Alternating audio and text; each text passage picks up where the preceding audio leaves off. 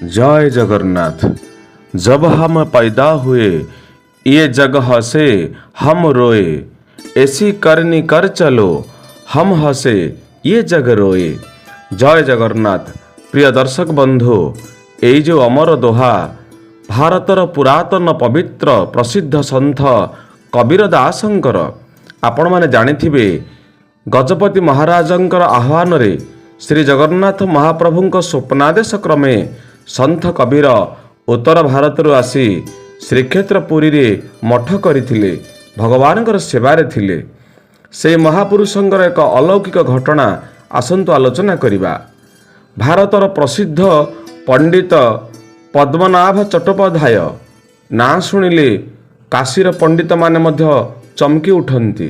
काहेकि से एभली सरस्वती बरपुत्र थिले जे तांको सहित जी शास्त्र आलोचना करुथिला परास्त हवा कपाल लिखन।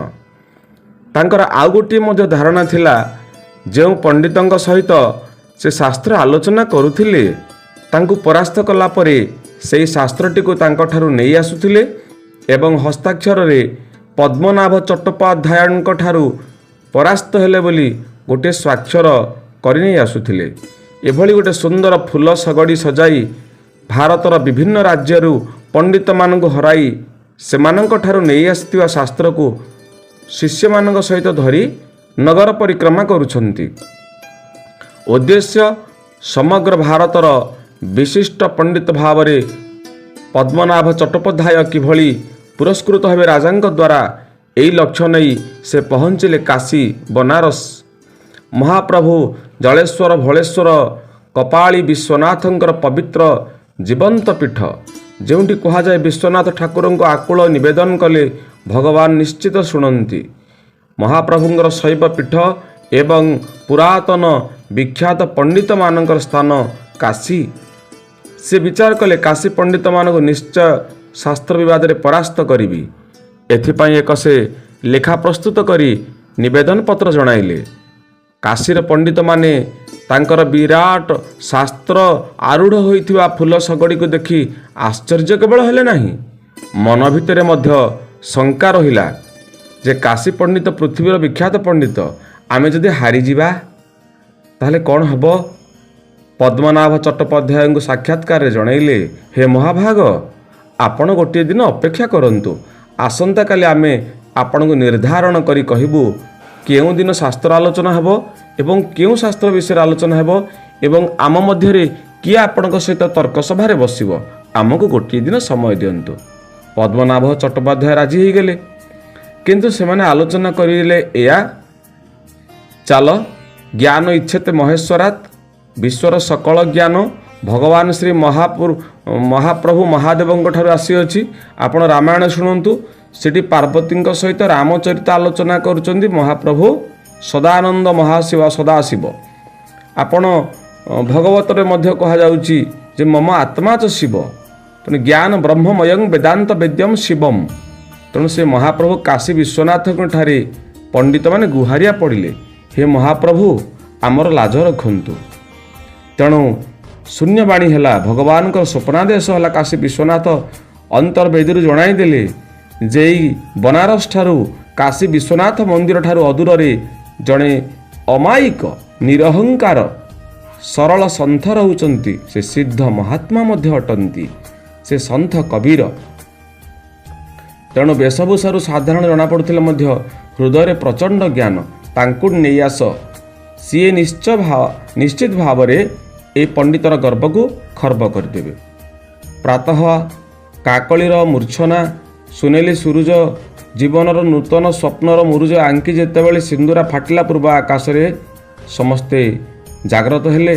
पंडित माने भगवानकर शून्यवाणी क्रमे चालिले जंगल मध्य को देखिले सुंदर कुटीर करी बसचंती शिष्य मानक गहन रे कबीर दास प्रणाम जणाई अत्यंत विनय भाव रे भगवान काशी विश्वनाथंकर आदेश कथाटी कहिले। राजी हो गले कबीर दास। प्रिय श्रोताबंधु, ए कबीर दास जानिचंते ना भारतर पुरातन सिद्ध सन्थ उभय हिंदू एवं मुसलमान शिष्यत्व ग्रहण करुथिले, जीवन शिक्षा नौथिले। ये कौनसी संप्रदायर माने पक्षपाती नथिले से मानती ईश्वर एक ब्रह्म एक सब मनुष्य मानक से निजर पुत्र भली भल पाती तेणु तांकर वियोगरे मध्य आपण आश्चर्य हे शुणिले प्रिय श्रोता बंधु मुसलमान माने जाइछन्ति कबर देवाई प्रस्तुत करने आउ हिंदू संप्रदाय जाइछन्ति श्मशान रे काठ आनी जाली शब को संस्कार करने बड़ा आश्चर्यर कथा किछि मुहूर्त पर तांकर माने सिद्ध सन्थ कबीरंकर शबटी शून्य कुआड़े उभेगला तेणु तांको शून्य समाधि पुरुष कह जाए। आलोचना क्रमे आम फेरीजा विषय को कबीरदास राजी हो गले पंडित को आणतु सहित मु शास्त्र आलोचना करी। पंडित पद्मनाभ प्रस्तुत हो गले काशीर पंडित मान कहले आज्ञा आपण जदि सन्थ कबीर को ज्ञान रे परास्त करदेवे आम काशी पंडित मंडली आपण को विजय घोषणा करू भारतर विशिष्ट पंडित बोली आम मानपत्र प्रदान करूँ आमर हार आम स्वीकार करूँ। पद्मनाभ चट्टोपाध्याय विशाल बप विस्फारित नयन आयत दृष्टि विशाल अहंकार गर्व ज्ञानर प्रस्फुटित हो जाऊँच प्रति कथार पत्रे पत्रे छत्रे छत्रे विकसित हो मन भितर केते ज्ञानर लहड़ी मारुची जिते जाइछन शिष्य मानक घनी सन्थ कबीरंग सहित सामना सामनी बसी पड़े सरल भावरे विनय भावरे अत्यंत नम्र एवं भक्ति गदगदित चित्तरे सन्थ कबीर पचारे हे महात्मा आपण कि विषय आलोचना कौन करने प्रस्तुत होती।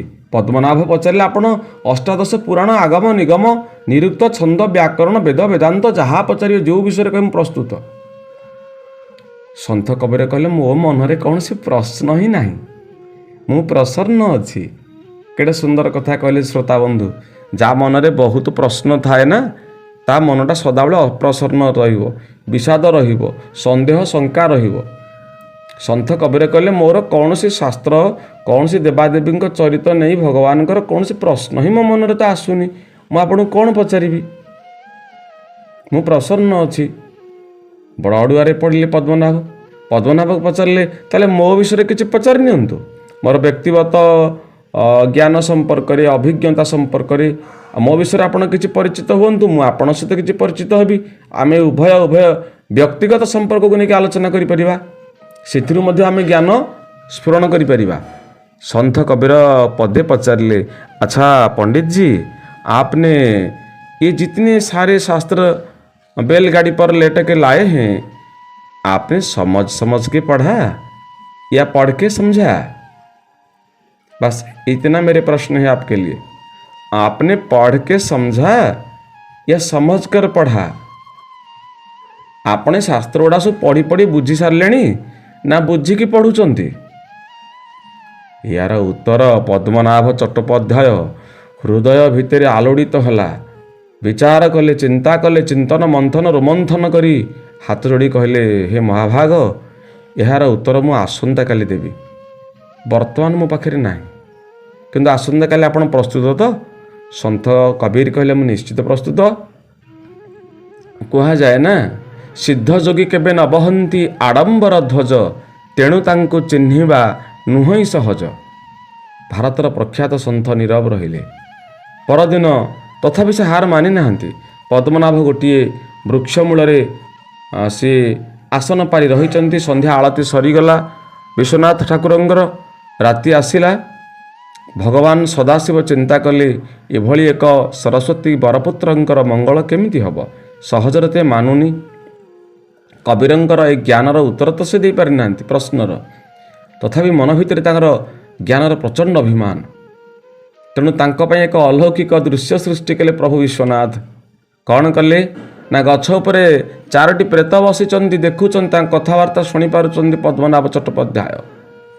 शेषरे तांको विषय चर्चा होउची प्रेत माने आलोचना करुचंती जो माने ज्ञानर अधिकारी होला परे कर्मरे जो मानकर सुधार आसी नाही केवल मुहरे बखाण अछि मात्र ब्राह्मण वैष्णव सन्थ एमानक प्रति उपयुक्त भक्ति नाही सेमाने परजन्मरे ब्रह्मराक्षस हेबे सेमानकर मुक्ति नाही कारण परमात्मा प्रति समर्पण भाव आत्मनिवेदन भाव न आसिया पर्यंत सेमानकर मुक्ति नाही।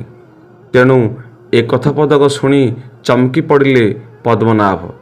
ସକାଳ ପାଇବା ମାତ୍ରେ ସନ୍ଥ କବୀରଙ୍କର କୁଟୀର ନିକଟକୁ ଯାଇ ବିନୟ ଭାବରେ ତାଙ୍କର ଶିଷ୍ୟତ୍ୱ ଗ୍ରହଣ କଲେ ଏବଂ ମନରୁ ତାଙ୍କର ଅହଙ୍କାରର ଜ୍ଞାନ ଅଭିମାନର ଖୋଳପା ଭାଙ୍ଗିଗଲା।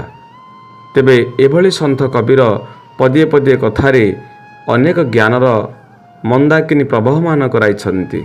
ଆଶା କରୁଛି ଭିଡ଼ିଓ ଭଲ ଲାଗୁଥିବ। ଏଭଳି ସନ୍ଥମାନଙ୍କର ଆହୁରି ନୂତନ ନୂତନ କଥା ଆପଣମାନଙ୍କର ସବସ୍କ୍ରାଇବ୍ ଲାଇକ୍ ଆମକୁ ପ୍ରେରଣା ଦେଉଛି ତିଆରି କରିବା ପାଇଁ। ଧନ୍ୟବାଦ।